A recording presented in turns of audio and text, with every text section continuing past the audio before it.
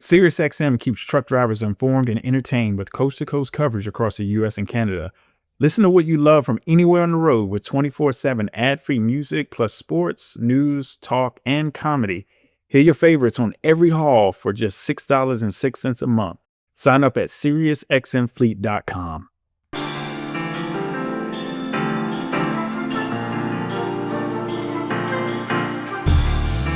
Welcome to The Long Haul, the podcast dedicated to empowering small carriers and owner-operators to drive their business forward. I'm your host, Adam Wingfield, bringing you insights from industry leaders, real-world success stories, and strategies to help you navigate the road to profitability. Whether you're just getting started or looking to take your fleet to the next level, this is the show where trucking meets opportunity. So buckle up, it's time to go the distance. Welcome back, everybody, to another exciting edition of the Long Haul Podcast brought to you by FreightWaves Playbook. And today, as always, I'm super excited to run my mouth and have a conversation around trucking. I am super excited today because I'm bringing in a young man who is really, really passionate about what he does, and he's going to bring some really good insights to the listeners today, just based on the value he's been bringing to the community so far. He's a longtime industry just person in the industry. Has been a driver for over 20 years. I had the opportunity to connect with him in a couple of different places, and one of the places I connected with him actually was at a carrier summit, broker carrier summit. So I thought that was pretty cool. Had a conversation with him, and we hit it off ever since. He's an owner-operator, CEO of Anchor Reliable Transport, none other than Brian Woodring. Brian, welcome to the show. Thanks for having me, Adam. Brian, thanks for taking the time out. I know every day is valuable and every moment is valuable. I know you're having some things done. And today I really wanted to dig into the one thing that you're known for and that a lot of people can appreciate is some of those things that are top of the mind to you is just, fraud and really what you're doing to really kind of help that within the industry. But before we get started, man, I want you to take the clock back from me. I want you to wind it all the way back, and I want you to tell me how you all got started in this thing. Where you from, man? And for those who don't know you, let's share a little bit about your background and what got you into trucking. Sure. Thank you. So I do own Anchor Reliable Transport. I started my authorities about 20 months ago now, but I cut my teeth in 1998 when I got my CDL and went to work for Transport America. Back when the owner was alive, it was a really good company. I worked for them for about a year. I got on the dedicated account with FedEx. You had to really prove yourself in order to be on that account because FedEx, the policy with TA was if you were late, 5 minutes late on the load, TA ate the load. FedEx didn't have to pay for it. So you had to really prove your service before you get on it. So it was a really good stepping stone to be on that freight for them. Became a driver trainer for them. They actually had a training school up in Eagan, Minnesota. I spent 2 weeks in the training school. I started training drivers. After a while, being out on the road, you know how it is. You kind of get tired of being out on the road. You want to be home. So I got off the road and I came home and went to work for a local company in the Indianapolis area, R&D Transport. So I ended up hauling gas. So I was hauling diesel, jet fuel, kerosene, avgas, doing those kinds of deliveries. So I spent most of my time running tankers, but it all started for me in dry van, and now I'm back to dry van due to the insurance costs. So 1998 was the CDL, been training, running tankers. I don't have any experience in flats, but pretty much everything else. What made you, where did that passion come to decide to move from just a driver to an owner operator? What really triggered that? I kind of just fell into it. I really bought a trailer. It kind of started with me buying a semi-trailer at an auction for storage. My father does a lot of woodworking, and there's a lot of wood around the house, oak and walnut and stuff like that. And it's taking up a lot of space. So I bought a trailer to kind of store everything. And I thought I could borrow some friends' trucks. I am a truck driver. I know a lot of people with trucks. It's like, hey, man, let me borrow your truck to go hook to this trailer. And everybody's like, yeah, that ain't happening. So because I couldn't find a truck to move the trailer, I ended up buying a truck to move my trailer. So I bought a day cab. And then it's like, okay, now this is expensive owning this, and now I need to put it on the road.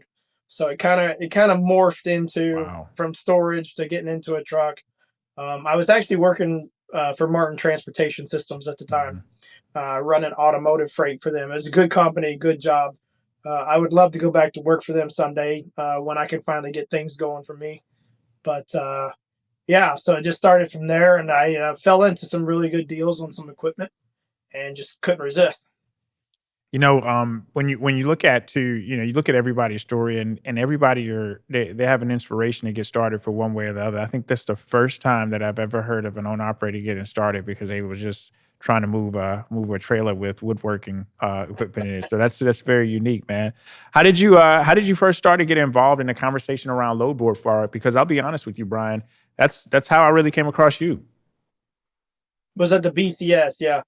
So if anybody out there is new, they already know the story. You buy a truck, you get your authority, and you go to hit the load boards, and you make phone calls, and everybody tells you no. And I had that same problem. Everybody told me no, and that pretty well pissed me off. I've been in the industry since 1998. Who are you to tell me no, right? And it came to find out. I started asking people, well, why are you telling me no?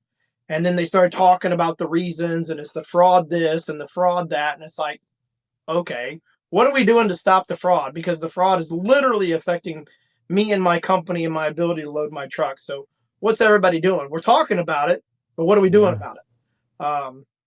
So then I started doing some research online. That's how I came across the Broker Carrier Summit. I started reading about it, and I'm thinking, if I go and meet these people in person, the ones that say no to me, once they meet me in person, they're not going to be able to say no. I was that confident, cocky, if you want to call it that way. But literally, I had a list of brokers that had been telling me no, and I went to the BCS and I went and where you at? I'm finding, Right, right. and I sought them out and I said, listen, you're going to onboard me. Here I am. I'm right in front of you. There's no fraud. No, I don't have any inspections on my truck, but who cares? I'm standing right here. What's the problem? So I walked out of the BCS, that first one. My ROI on that first BCS was just astronomical. I spoke on one of the panels with Highway, if you will recall, and I was like a rock star after that. It was just, I mean, I was the amount of people that came up to me afterwards and was speaking to me was just insane. I had never had that much attention in my life. It was the launching pin for me and my company was that first BCS. I was only 6 months old on my authority. Yeah. So every contact I made was just instrumental in helping me load my truck and keep the truck rolling. But the crazy thing is every day that you stay, that you have your truck parked and you're engaged in non-revenue revenue generating activities, we're talking about $800,000, $900,000 a day that you could potentially lose in overall revenue. So you stepping out and saying, "Hey, I'm going to come down and I'm going to show my face at this event," versus someone that wouldn't. You took a gamble. That was a very, very I did. calculated risk. I did. Same with this last one. The last BCS, my truck was actually used for mock DOT inspections, and it needed work done on it. So I gave up the time where it could have been in the shop while I was at the Yeah. BCS, and the truck was over parked. So now it's sitting in the shop, and I'm not working. I could have done the two at the same time, but I believe in the BCS. I believe in what Dan's doing, Trey, yourself. I believe in those connections because I saw what they did for me. So if I can encourage other people to come, I do. If I call a broker up on the phone and he sounds like a good old boy from the South, you can tell he's a Mhm. small guy. He's only got 2 or 3 people working for him. I'm inviting this guy to the BCS. Same with if you tell me no, and if you tell me no, it's because it goes back to that cockiness I had before. Because once you meet me, I'm confident you're not going to be able Yeah. to resist onboarding me. So any brokers that are still telling me no today, I'm sending them emails and saying, come on, you need to come to the BCS because once you meet me, we're gonna connect. I'm glad that you offered your truck up too, man, during that inspection, because a lot of brokers that are out there that are listening to this or just out there, period, don't even know what a level one inspection is. They say, "Hey, you know what? We can't use you. Don't have enough inspections." They don't know or understand the reason behind it. Right. And me and you even had a conversation to where I think that we're moving so far now that technology is going to start taking a place. Because I literally can pull a camera up and see where your truck's been to really understand what that is. So the whole inspection, not using you because you had an inspection, is one of those. I think it's almost a lazy way of just kind of not wanting to do business with somebody. I know you brought up a great point when you were on stage, and I really enjoyed this connection that you made. It's like, all right, does anybody know what's on this bill of lading? And you put a bill of lading on the screen, and everybody, people were guessing, and you gave up $20. I'm gonna give $20 to anybody who guessed what this is, right? And somebody guessed it's something to do with ammunition. He was like, "You're close enough." Okay, guess what? It's a rocket launcher, right? But he was like, "You know what? I had a broker that allowed me to haul rocket launchers, but then there was the same." 6 months ago or whatever time frame that looked like, I had another broker told me I'm not good enough to haul automotive parts. Like, what's the deal with that? So it's a flaw in the system, just like you were saying. Actually, the automotive parts were 2 weeks after I hauled. Even worse. Yeah, I mean, that's what I'm saying. Yeah. So the broker had this draconian policy of you have to haul 3 loads within 3 months because it's high risk and we just don't trust you, right? And so it's like, I sent them the POD because I was that mad. I'm like, really, I've hauled enough loads for you guys. I've never been late, never had any issues. Yeah. They just considered the automotive parts as high value or high risk, right? So I shot them the POD and said, I can haul AH-64 Apache rocket launchers, but I can't haul starters and alternators for cars. Where's the disconnect here? Right. If I was the fraudster and you had a 3-rule policy, I'd haul 3 loads and steal the 4th one. What difference does it make? Yeah. You know what I mean? Yeah. No, it was a perfect example, and I appreciate you going through that. Now I want to shift a little bit because I really want to kind of dig into the Lowboard fraud, because if folks that are listening, this can definitely help out the small operators and how to spot those things are. And you're very, very keen on spotting those little nuances. One of the things is for folks who might not realize how bad it's gotten. Can you break down exactly what Lowboard fraud looks like today? From a carrier's perspective, I would say probably 1 out of 10 loads I find on the board, if not more, is fraudulent. And what makes this is especially true on DAT. Truckstop, I can honestly say I have not found a fraudulent load on Truckstop. That's not to say that there isn't any. It's just I'm mostly probably 85-90% of my time I'm on DAT. I've had conversations with DAT. I've had conversations with Truckstop, and they're good people, and they're listening, to me. They're listening to others. They're taking that feedback and they're looking at changes. But the bottom line is the brokers are doing things that are making it easy for the fraudsters to steal carrier identity. Now, remember, that's where the fraud starts, is with stealing the carrier identity. Once they've stolen the carrier identity, then they can defraud the broker and steal the load. Right. So it always starts with stealing carrier identity. And so I feel it's very important for these brokers to have as much value in protecting carrier identity as I do in protecting my own identity, right?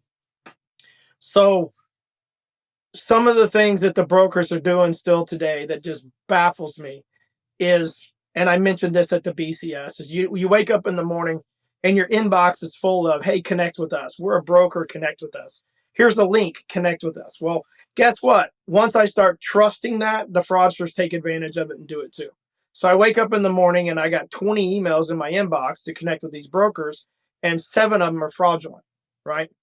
So I don't know why brokers are still sending out these email blasts saying, hey, connect with us. They need to stop doing that. Don't onboard someone until they're on the phone with you.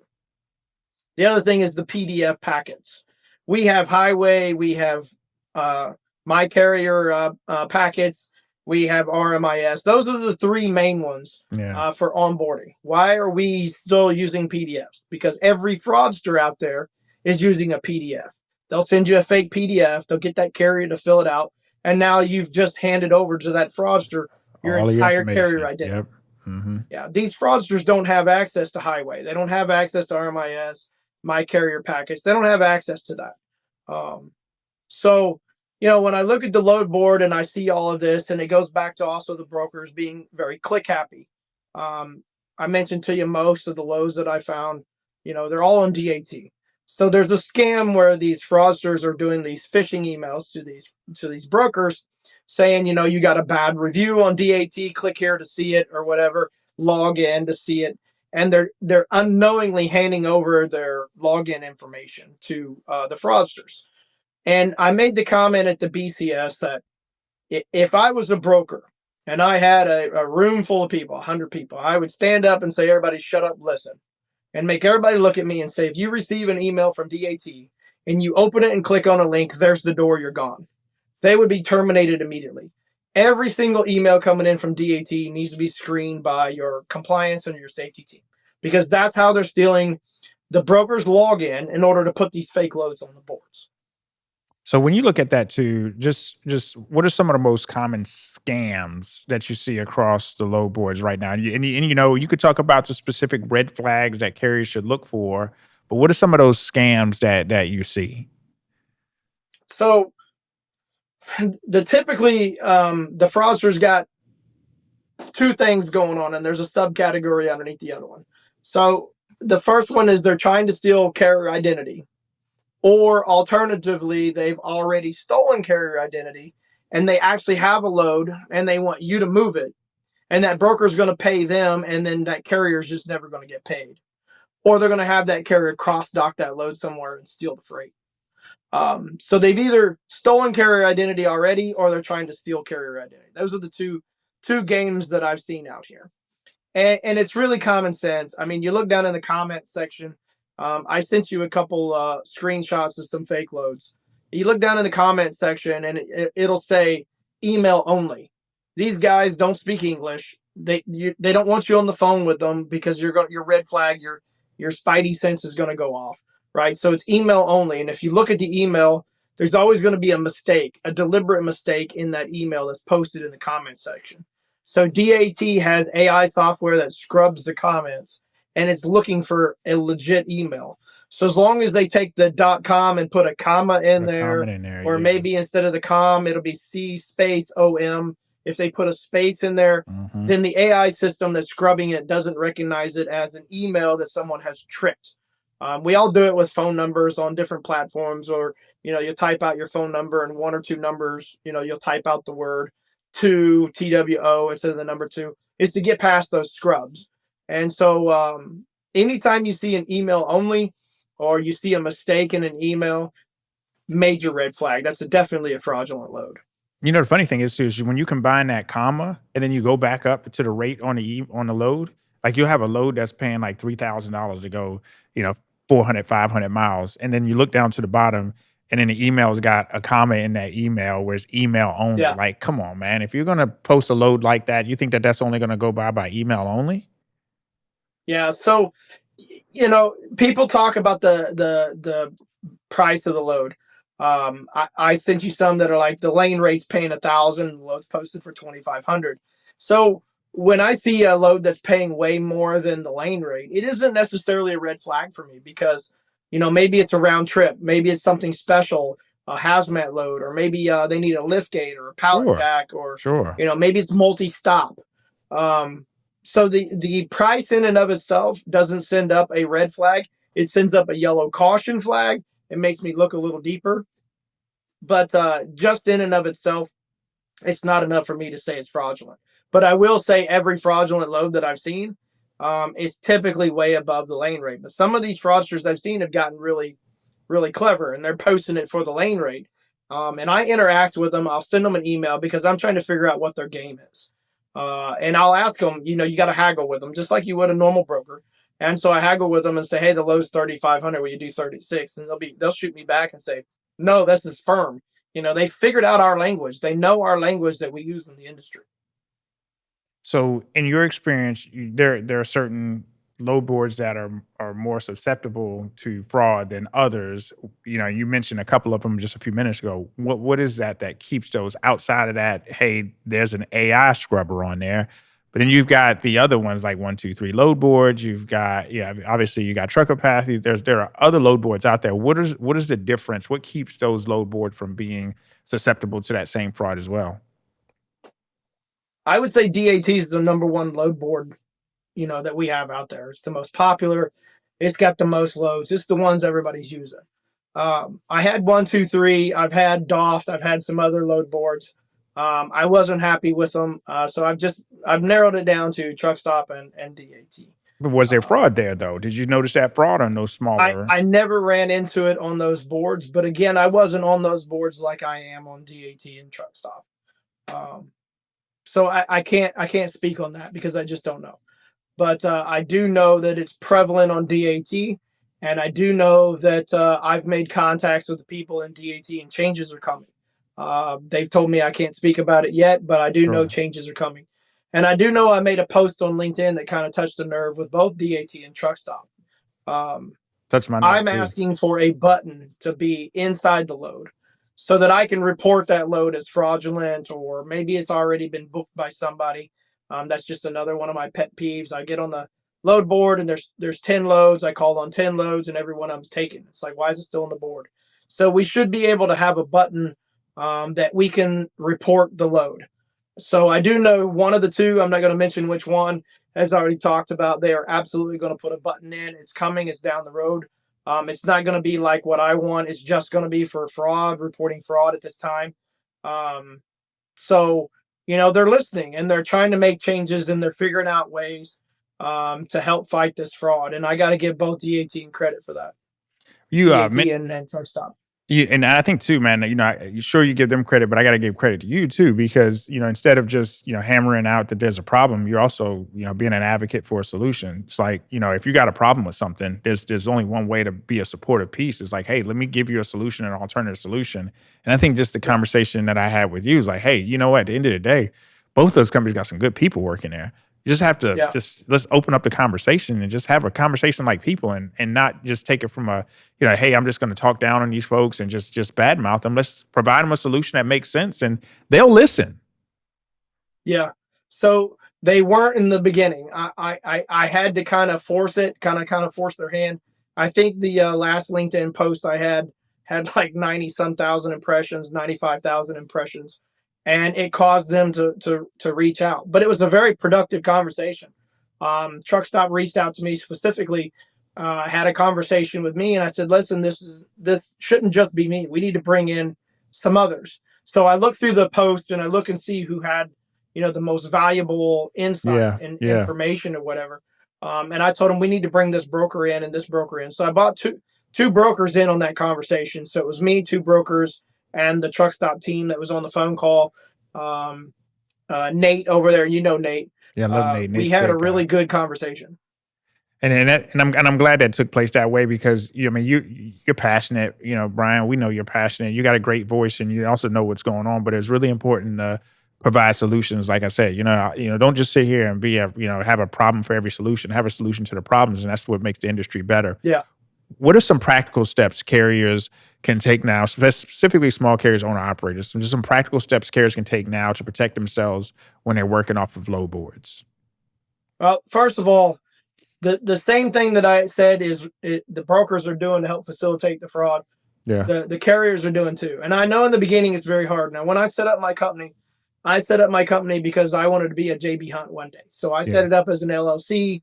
I have a toll-free number for the company, but more importantly, I bought, web addresses and have email addresses with my company name in it. So if you're out there still using Gmail for a broker or a carrier, you're helping facilitate the fraud, because that's what they're using. They're using Gmail, they're using Hotmail, they're using these Yahoo, they're using the free ones because they're just going to burn the email, right? They're not out trying to buy a domain name and set up a proper email and provide all of their information, credit card information, everything. There's a link there. There's a paper trail. So by using the free email services that are out there, they just defraud people and move on, right? So if you're a carrier, you're a small carrier, you're just getting started, you're going to want to use Gmail or Hotmail or Yahoo or something like that. And I can't stress it enough. Do not, under any circumstances, use a Gmail, Hotmail, or one of them free accounts. If your company name, my company name is Anchor Reliable Transport. I have it right here on my shirt. My email address is brian@anchorreliable.com. We have info@anchorreliable.com, dispatch@anchorreliable.com. Everything is at anchorreliable.com. So if your company name is ABC, freight hauling, then it needs to be at ABC Freight Hauling. That's right. So go ahead and go out there and buy that domain name.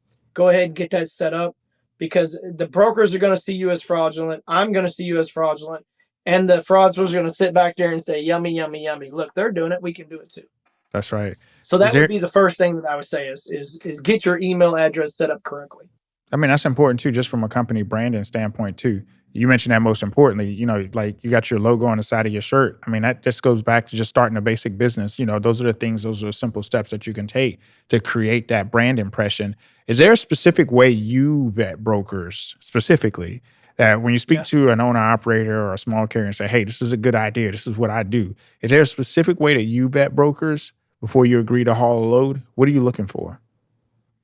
So obviously, like I said, I'm looking for the ones that are trying to do a PDF packet. If you're trying to do a PDF packet, it's over with. I'm not booking with you. Driver's license issue is another one. It's out. I'm not giving you my driver's license. It goes back to what's going on with the fraud. If these brokers can't secure their own login information to DAT, do you think I want to give them my driver's license? Right. You know what I'm saying? I don't. Right. I don't trust you to secure your own login for DAT. I'm not going to trust you to secure my driver's license in your network. So I'm not going to haul for you. But the big thing for me is I don't book loads via email. Now, Adam, I know you. If you and I were emailing back and forth, and you said, "Brian, I got a load for you, and here it is," we could book via email. But if I don't know you, I'm going to pick up that phone and I'm going to talk to you on the phone. If you're unwilling to talk to me on the phone, I'm not hauling your freight. I'm just That's going to right. move on. I don't care. It's not worth my reputation, my company's reputation, ruining everything I built. Because remember, these fraudsters, they only have to be right once, right? And they can steal a load. We have to be right all the time. Every So it's only time. going to take one time for these guys to get into my system, steal my carrier identity, and it's over with. I get a freight guard against me, and my company's over with. So it's just not worth it to me. Um, so that's where I'm at with that. If you're not willing to talk to me on the phone, I'm not booking your load. And the other part of that is I want to hear your voice. I want to know where you're from. I ask a lot of these brokers, hey, where are you guys located? Oh, you're in Indianapolis. Oh, what side of town are you on? Or in Columbus. Oh, you guys are over there by this. I can talk to them about their area and make them feel more comfortable about me. In addition, I'm pretty confident that when I book over the phone, I can get a much higher rate than I can through an email. It's all about building relationships, man. Yep. It's all about building relationships. What about double brokering? Any specific advice on spotting it, on how to see it, just before you get caught up into it? Well, I cannot say for certain if I've ever hauled a double brokered load, but I do know there are brokerages that are heavily involved in double brokering. And I'm going to just say it. It's Landstar. Landstar, you guys. I had a Yeah. conversation with one of the head dogs at Landstar at the most recent BCS about the double brokering. If you get on the load board and you look, you'll see loads posted by brokers that'll say no Landstar. That's because they know that Yeah. Landstar is likely to take that load and hand it off to another carrier or Yeah. whatever. I talked to a broker the other day who actually told me they booked a load with Landstar and the load was brokered out 4 times. So they Yeah. brokered it to Landstar, Landstar brokered it to someone, and that person brokered it down to the actual carrier that hauled the load. He said it was the biggest mess he's ever had in his life. But again, I can beat on these guys, but at the same time, you got to give them credit where credit's due. So the gentleman I spoke to at the BCS is trying to change that. He has been brought in to help change the image of Landstar and try to make it a little bit better. And I told him that, the first thing you guys got to do is make a public announcement. We're done with double brokering. Um, so we had that discussion. We talked about some other things, but double brokering for me is when I do research on your company, DAT reviews, Google reviews, Freight Validate, whatever I'm using to run background checks. And if I hear anybody say that you double brokered, I'm not hauling your freight. Yeah, for sure. For sure. In your opinion, though, man, how did we get here? Why has fraud gotten so out of hand from your standpoint? Uh, I can't say for certain. I went from a company driver straight into the fraud. Yeah. So it was kind of I got smacked in the face with it as soon as I came in and started my own authority. I didn't realize how bad it was and prolific when I started my company, or maybe I would have put the brakes on and done something else. I don't know, but you know, carriers will say it's the broker's fault, and the brokers will say it's the carrier's fault. And I'd have to say, to be fair and honest, it's probably somewhere in between. It's half and half. Carriers are responsible for the things we're doing. Like I said, if you're a carrier and you're running a Gmail or Hotmail account, same way if you're a broker and you're doing it. There's things that we are doing that we are unknowingly facilitating the fraud. So what can load boards themselves be doing better to protect carriers in that case? Yeah. So I mentioned the button in the load. And if there's a button in the load that I can report the load is fraudulent, it should freeze that load so no one else can, have access to it until they've had a chance to vet it. That's one thing. The other thing is, and I've had this conversation with both DAT and Truckstop, is one reason we have the comment section where the fraudulent emails are going is because they don't have enough information in the load itself. So if you go onto the load board, and let's say the load's picking up in Indianapolis and is going down to Atlanta, and it has a stop in Louisville and another stop in Nashville, the load board does not allow that broker to put those multiple stops. So they have requested the comment section so that they can put that information in there, because when the driver is booking the load, they're going to need it. Well, my question is, why can't a broker put that in? If the load has 4 stops, let them put it in exactly what the stops are. It's going to give us an accurate mileage. It's going to give us an accurate rate. And it's going to help me make the determination whether or not I want to haul that load. So we can get rid of the comment section, or just about completely eliminate the comment section, if the brokers are able to put in all of the information. And then we have to make sure DAT and Truckstop, the load boards, have to make sure that the brokers are doing it. So one of my arguments too was, why are we posting loads without a rate? If you're $500 underneath the lane rate, underneath everybody else, I'm not going to call you. Why are you wasting my time making me call you to ask you what the lane is? Right. It's a $900 lane. You got it posted for $500, and I call you and you tell me it's firm. It's a paper product, and there's no extra money in it. Well, why don't you put that on the load? You're wasting my time. So loads out here are going fast. We all know there's more trucks than there is more freight. So if I'm spending 15, 20 minutes on the phone with you calling about a stupid load that I would never haul in the first place, you're just going to really make me mad, because I've just burned up all my time on that load, and God knows how many other good loads I just missed out on over your load that ain't paying crap. So, and they do it on purpose. They put out there no information because they want them phone calls. They want to be able to try to talk you into it. And I'd like to see that stop. And I think some things are coming down the pike, where the load boards are actually going to make a stance, and then they're not going to have a choice. That'd be good to see. What advice would you give to newer owner operators who might not know how to spot those scams? What is some advice that you would give to them? Yeah. So we talked about this at the BCS. And if you're an owner operator and you're afraid that you may be dealing with a fraudulent situation, you've got to find a buddy. You've got to find a broker buddy that can help you. I've got several. I met them through the BCS, you and others. I can pick up the phone or send you guys a text and say, my spidey senses, the back of my neck is tingling. Something's wrong with this broker. Here's their MC number, run them. And you guys have provided me with so much valuable information. It's not even funny, to help me keep me and my carrier identity safe. And I think the guys that I've connected with feel the same way as me. We've got to protect carrier identity. So brokers need to have those buddy carriers and allow them to call and say, hey, can you run this MC number? What are you seeing on their insurance? You got an insurance that's every 2 months it's being revoked or canceled, and then all of a sudden now it's sitting in a trust. It sends up a major red flag. For all the owner operators and small carriers that are listening to this call right now, if you feel that you've been a victim of freight fraud, make sure that you report that to the Office of the Inspector General. That is going to be on your screen. It's super important that we get that out there. The proper reporting mechanisms are also important too. So, because obviously, Brian, this. If you get caught in fraud, and all of a sudden you haul a load, it's not getting paid for. Boom, now what? There's so many different elements and components of fraud. Whether you're not getting paid, whether it's short pay, there's so many different ways of getting held up into that.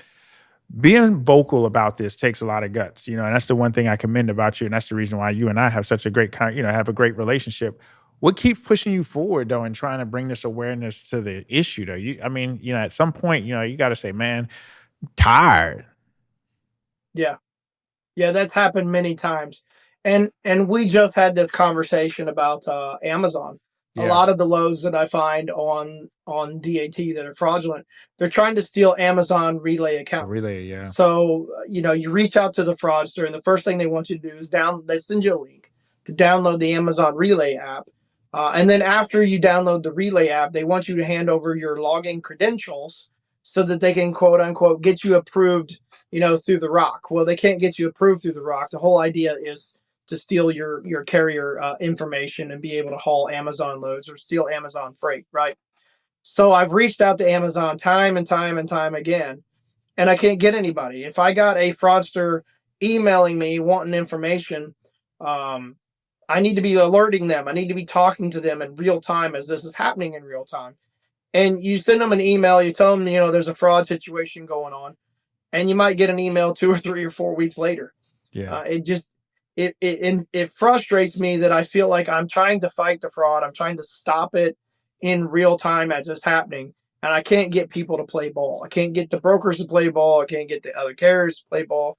I can't get people to help me. Let's stop it, not just before it happens, but if it's slipped through while it happens. Instead of saying, hey, I did my screening, I'm good. It doesn't involve me. Right. Let's get involved. But I agree with you. There are times where I get so frustrated. There are days where I have found so many fraudulent loads on the board that I spend my time calling DAT, trying to lock the load down, or the broker's account down, I should say, and then emailing the fraudster that I don't end up hauling a load that day. I end up sitting in the truck because I spent so much time with these emails and phone calls that I don't book my truck. And it does get under my skin sometimes. I'm losing money, but at the same time, I feel like it's the right thing to do. And it goes back to what I said in the beginning, Adam. When someone tells me no, that's the worst thing you can tell me. Don't tell me no. I've been doing this a long time. I got a good truck. I know what I'm doing. Don't tell me no. I can't haul your freight. That's right. So That's right. Yeah. What has advocating? Well, how has advocating for safer load boards changed your overall outlook? I mean, do you have a different outlook for the industry and where it goes, just based on the time that you've been around? yeah. So coming into the BCS, I was like every carrier. The brokers are evil. All they want to do is take our money. They don't Yeah. give a crap if I feed my kids or not. And I left the BCS with more broker friends than carrier friends. Um, it wasn't what I thought, and I've had brokers invite me in, and they pulled the curtain back. Just before I came here to do this interview with you, I was up at Fitzmark. Hmm. So I was walking around Fitzmark, talking to them. They were showing me behind the scenes, what they're doing, and it is that openness that has absolutely changed not only my opinion of brokers, but of what they're doing to try to stop the fraud themselves. I don't agree with them just stopping carriers from onboarding. I think it needs to go a little bit further than just saying, "Hey, Sure. we're not going to work with you." I think they could do more, but they've taken a protectionist stance, and that protectionist stance goes back to exactly what I said before when they took the protectionist stance against my company and basically said through not booking my truck that I was part of the fraud. That's what really got under my skin. But the BCS absolutely opened up my eyes to the brokers. The LinkedIn post has really opened up dialogue with DAT and Truckstop, and it's given me faith that there are people out there with the similar mindset as me that really want to try to stop this. Not just I'm just going to put up a shield and protect myself. How do I protect the next guy? Because that's what it's really about. How do I protect me, but also how do I protect the next guy? So what's up? What's next for you in terms of advocacy or education for the trucking industry? Do you have anything that you're looking to do differently? Maybe something from your end. So I do have my company YouTube channel. I haven't had a lot of time to do anything with it, but I do want to put stuff on there. I want to do interviews with brokers. I do know that there's a local brokerage, R2X, where my truck R2X. was parked. They actually want to come out. Dietrich wants to come out in the truck with me on a load. So we're probably going to make some videos of that. Um, and of course, LinkedIn is invaluable with putting out information and seeing what's going on. But for me, I'm going to continue going to the BCS. I know the next one's down in Orlando in October. I'll be there for that. And I'm going to try to go to as many events as I can to meet as many people. For me, it doesn't just stop at brokers. That's not the goal. The goal has always been to have those direct ship customers where I'm actually working directly with the shipper or the receiver and moving freight for them. So a lot of carriers might have a 50 50-50 mix. 50% of their loads are brokered out and Yeah. 50%, are direct to the customer. I'd like to get to that point one day, but right now I'm still 100% on the boards, and until I can kind of get some help in the truck and get some more free time, it's really hard for me. If I wasn't on the phone all day doing these fraudulent loads, and that's something I need to tell the carriers. If you see a fraudulent load on DAT, you need to call DAT and lock that load down. Um, Call them and tell them what the load is. Call them and tell them what the lane is, the MC number, and they'll pull it up while you're on the phone, and they'll go, "Oh yeah, that's they can tell in their system." So we need to be reporting that. If you see a fraudulent load and you just skip over it, you're contributing to the fraud. You need to pick up the phone, make that phone call, and stop that so that another carrier doesn't get taken advantage of. Right, right. Brian, you mentioned something, about the BCS, how you're involved, you're like, hey, I'm gonna be at the next one. But you notice there's a lot of carriers that don't, right? That don't show up for these events and don't show up for networking events. Can you just hit on the importance just from what you've seen? Because like you said, you admitted, you're like, hey, I wasn't that guy until I, walked in the first time and I was like, wow, this is all right. Talk about a little bit, just take a few minutes and talk about the importance of getting out as a owner operator or as a small carrier, the importance of getting out networking and really going out to these events, these trucking conferences. Well, for me, it's just been completely invaluable. So I meet somebody at the BCS who knows somebody who knows somebody. So even though I wasn't able to get onboarded, I'll just throw a company name out there. Let's say it was Nolan Transport. Let's say Nolan Transport wasn't at the BCS. I haven't been able to get onboarded with them. But I went to the BCS and I start talking to people, and I'll ask them, hey, do you know anybody over at Nolan? Yeah, I happen to know somebody that used to work for me that's over there. Hey, would you give them a call and see if you can help me get onboarded with them?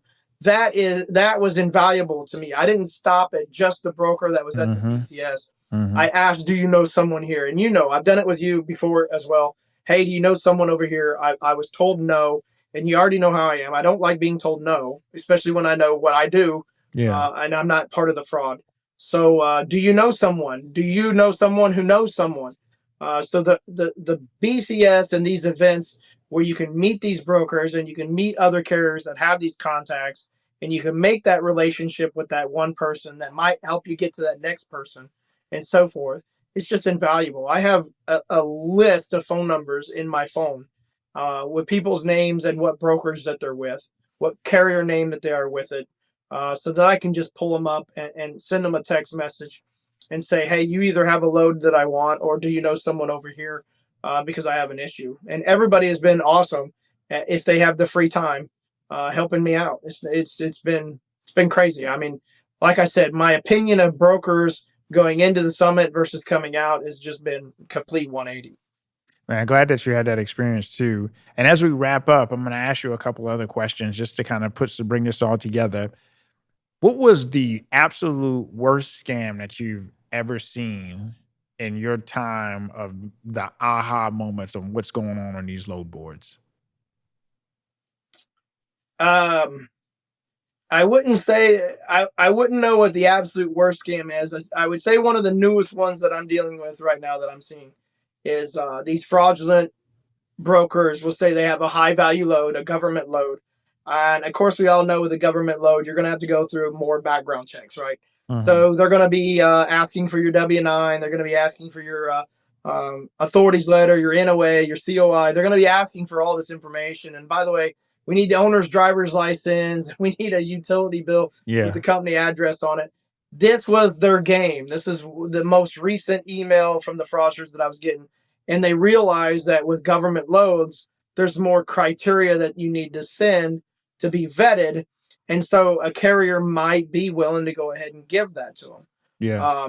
But at the BCS, and I talked about this on stage at the most recent one. When I left the last broker carrier summit down in Dallas, I went out to my truck and I went to book a load, and I saw the first load and it's like no good. Second load, no good. Third load, man, that's a fraudulent load. So I called on it. What I do. I was calling the load. I called DAT, locked it down, or emailed on it. So I emailed the fraudster on the load, and I have a way of getting that Raycon from that fraudster, and I did. I got them to give me the RC, which had the shipper's name on it, and I called the shipper and I said, "Hey guys, You need to sit down. I'm about ready to tell you something that's about to freak you out. So I told them, hey, your load's about ready to get stolen. I don't know what freight they have. I don't know if the load's getting stolen or whether they just want me to move it. So I told them your load's about ready to get stolen. You need to call the broker, and you need to have that broker call me. So they called their broker, and I get a fantastic phone call. This lady, she was freaking out. Why are you calling my shipper? What is going on? Why are you saying this? And she's just rattling on. Yeah. And it dawned on me after 90 seconds or 2 minutes of her rattling. I was like, wait a minute, what was the name of your company? She told me the name, and I'm like, oh, can you go get John or Paul? Because I just had lunch with them yesterday. And she's like, wait, how do you know the owners? And I'm like, well, I just met them at the Broker Carrier Summit. She puts me on hold. She's like, you hold on right now. She puts me on hold. She disappears. She comes back, and she's like, I was told whatever you say to listen. So it went from freaking out to, she realized that I had her best interest. Yeah. I was trying to protect their load and trying to protect their customer. I ended up hauling that load for them. They didn't trust anybody else. And I was actually able to smooth the relationship over with her customer because they were freaking out at this point. It was a new customer for them. And I went in there and I told them, oh, we do this all the time. That's why we work closely together. And they're like, oh, okay. So they were pretty cool about it. Once I kind of made it a non-issue that this is what we do. That's why we have these relationships. That's awesome, man. That's awesome, man. Where can people connect with you and stay updated on what you're doing? I know you mentioned a YouTube channel. Where can people connect?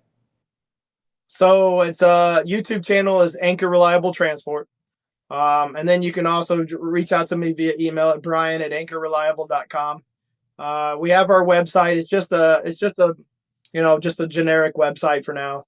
We'll get that going a little bit better later on. Phone number to the company is 844-ANCHOR1, ANCHOR1. So either one of those three ways. Do check out the YouTube channel. I just spun the YouTube channel off from my personal YouTube channel to actually one for the company. So I'm, more professional about it. So I don't have very many videos, but do watch the videos that are there. Please leave your comments. Tell me what you're looking for. If you want me to post a video on fraud, we can do that. We can do interviews with brokers.